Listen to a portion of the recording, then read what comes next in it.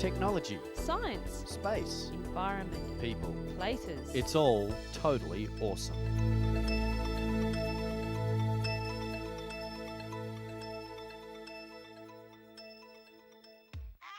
Hi and welcome to the show.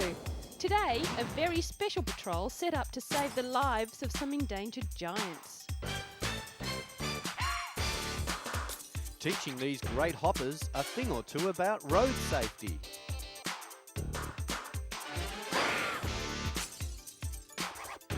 We go to a cinema where you can really get involved in all the action.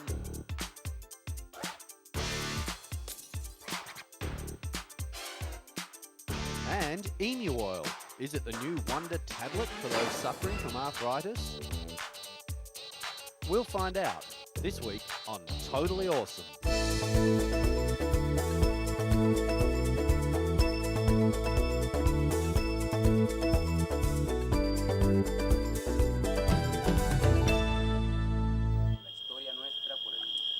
In a very exciting discovery recently, these Salvadorian paleontologists began to unearth the first ever mastodon remains. Found in the small Central American nation, the fossils, which date back 6,000 years, were recently discovered just north of the Salvadorian capital.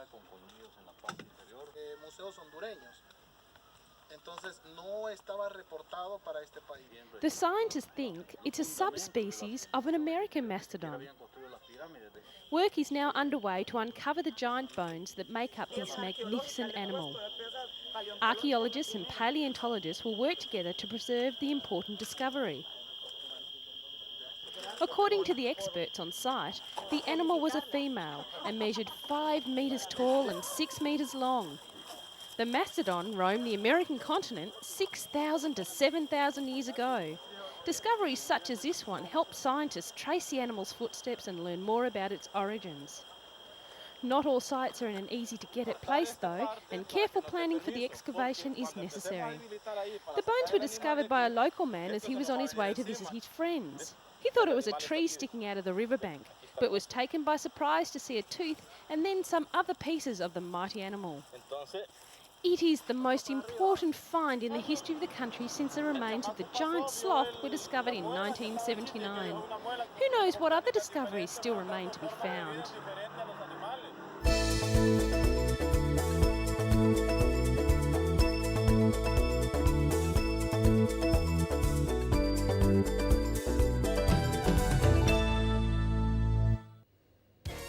Still on amazing discoveries, a 2-acre covered courtyard in the centre of this museum has been opened to the public for the first time in 150 years.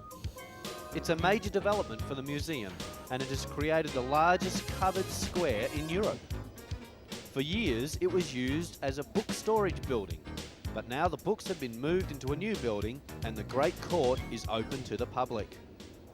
What was once a clutter of library storage buildings has now become a vast open space, with the round reading room the central focus of the whole redevelopment. The project was originally developed as an elegant courtyard by the original designer Sir Robert Smirke in 1823. It was never realised because in 1857 the round reading room opened and slowly spread into the remaining space. For the first time, the round reading room will be open for public use. Previously, only writers who held a special ticket had access. These included Karl Marx, Lenin, Oscar Wilde, George Bernard Shaw, and Mahatma Gandhi. All of them researched and wrote here. The books on the walls have all sorts of information about the library and the things on display. It even has a multimedia system that takes you through the history of anything in the museum. The best thing about the Great Court is the stunning roof. 6,000 square metres of glass and steel weighing some 800 tonnes. The repairs to the amazing court have been funded through national lottery money and other public and private donations. The Great Court also houses a new exhibition area, the Joseph Hot Tongue Gallery, which will hold a new exhibition every few months. Next time you take a trip to the museum, take a good look around. Maybe the building is as fascinating as the displays.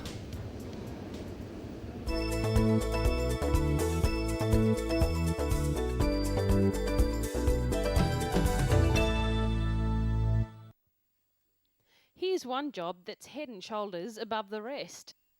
It's a unique patrol unit of 5 endangered Sumatran elephants and their handlers, or mayouts. Their job is trekking through some of the world's toughest terrain in the Gayaan Lesser National Park in northern Sumatra.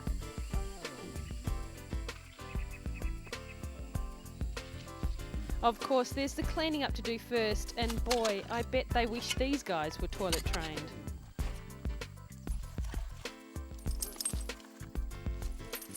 Bound by chains isn't the nicest image to have. However, these giants are helping in so many ways to help the environment and save their own endangered species. The park is nearly 2.5 million hectares of tropical rainforest and is the only place on Earth where 4 of the world's most spectacular animals, the orangutan, rhinoceros, elephant and tiger, can be found living together. But the park and its rare animals are under threat from humans, whose presence has resulted in massive land clearing, illegal logging and poaching. The population of Sumatran elephants has plummeted to less than 600, and researchers believe the orangutan could disappear for good in 10 years. Set up 2 years ago by the European Union and the Indonesian government, the Elephant Patrol has become a successful unit in fighting the illegal logging and the loss of the elephant's natural environment.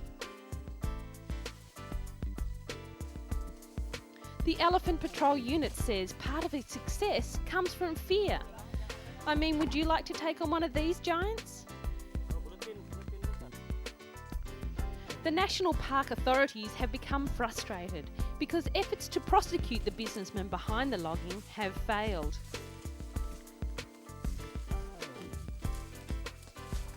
But there has been success in reducing some of the logging within the park boundaries, and that's due to the work being done by the Elephant Patrol.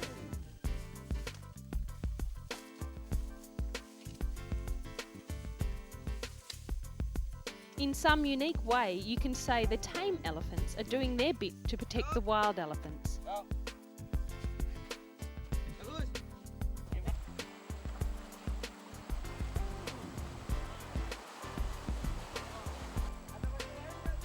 It's a tough job, long hours, exhausting heat, thick jungle, but at the end of the day there's something to look forward to. A long, cool bath and a good scrub.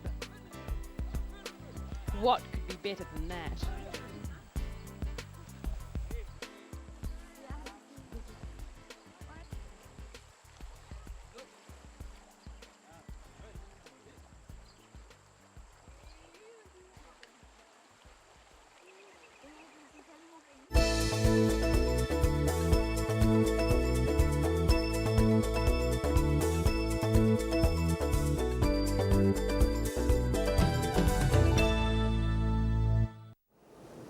It could be anybody's worst nightmare, a fire breaking out on board an aircraft.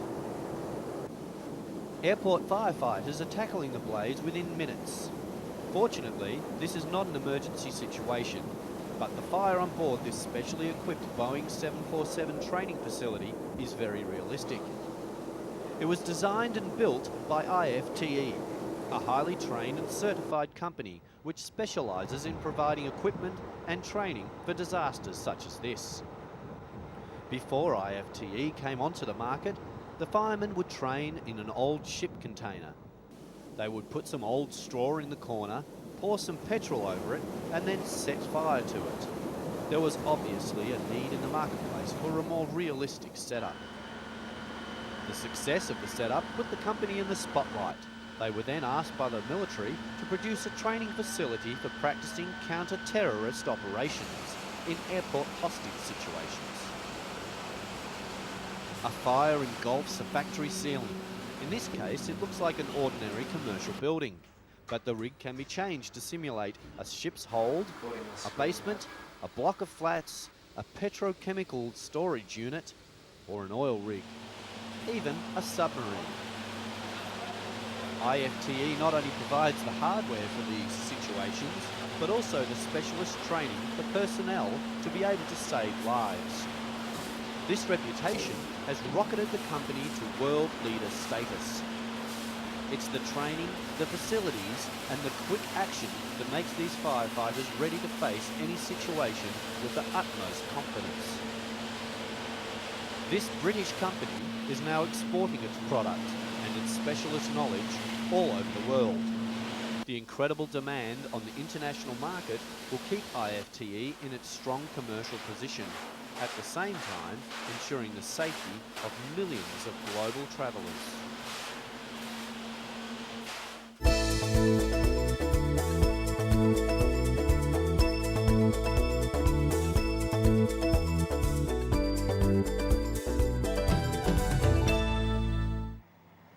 These guys might look cute, but they're not that smart.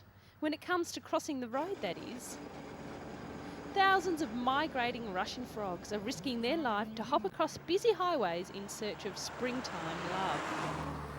The frogs and toads are hopping across Russia in their thousands.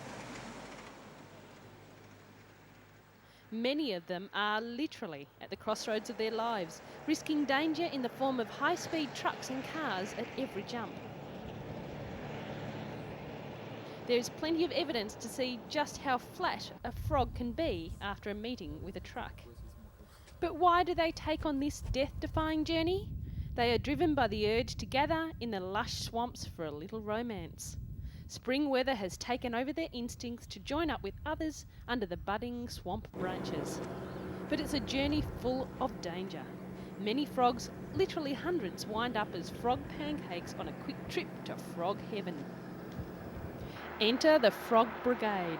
Groups of volunteer students and instructors from the Institute of Zoology have come to their rescue. They've formed a two-line protection net, a winding frog wall to keep back most amphibians, and a brigade of frog scoopers to deal with the champion jumpers. It's a kind of prison of love. Mind you, there's always one that has to break the rules.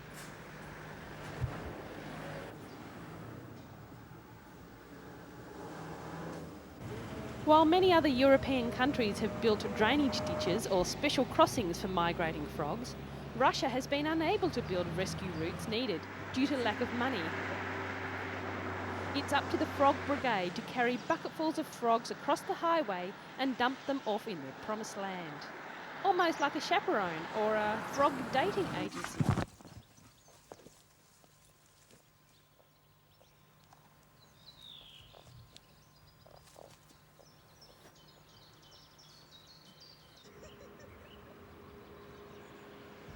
Alive and well, the frogs are able to concentrate on the important matters in a frog's life.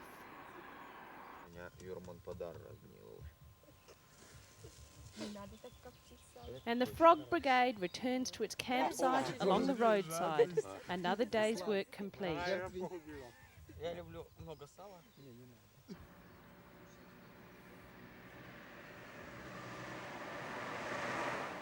The Frog Brigade, making the world a safer, more romantic and somewhat less tragic place for frogs.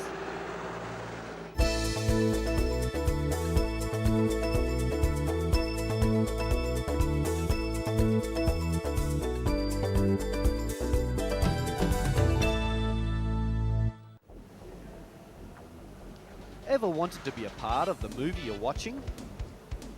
Fight with Lara Croft, drive in a car with Stuart Little, or swim in the ocean like Banjo. In a few years, you may just have the chance. An Australian university and a German digital research institute have pioneered a new form of interactive cinema. An interactive cinema prototype will have its first showing in Melbourne, Australia in November. It will allow viewers the chance of not just watching a film, but immersing themselves in it by controlling what they see and hear. The project is called II Cinema, or Interactive and Immersive Cinema.